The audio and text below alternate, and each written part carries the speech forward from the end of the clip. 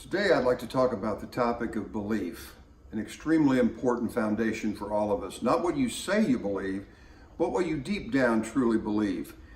If the core emotion in all of us is fear, and if perfect love casts out fear, the question is, what does that really mean? Now, you've heard me say before that humility, accepting yourself before God without argument, will always lead to acceptance, which always leads to love. I think that's true. But let's break that down in terms of what love really means there. I think it has to do with what you believe about yourself, what you believe about your neighbor. And literally, if you take belief, it always leads you to something. There's a chain link, if you will.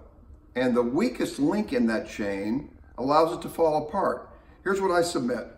Belief, who you really believe you are and who other people are to you, will always lead you to a sense of calling, which leads you to a sense of vision, which leads you to what we really need in the face of the core emotion of fear, and that is courage. What do I mean by belief? It's held up by two pillars: security and significance.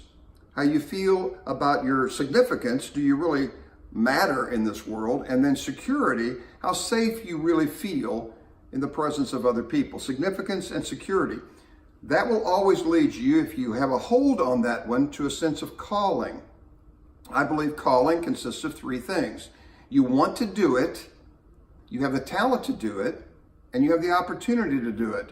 There's a huge difference between a job, a profession, and a calling.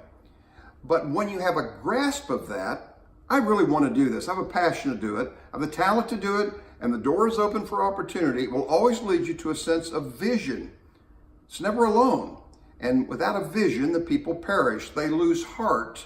They faint in the midst of battle, which leads you to the last one, a sense of courage. It comes from the Latin word, cor, which means heart. And out of the heart comes the issues of life. All of those four are linked together. And belief is really the issue. It's not an absence of fear, but courage is action in spite of fear. You wouldn't be courageous if there wasn't fear. It just comes naturally. So the question is, where does your belief come from? Where does your significance and security come from? When do you get it? How do you get it? Where do you get it? That's the key to having a life filled with love and a life filled with courage.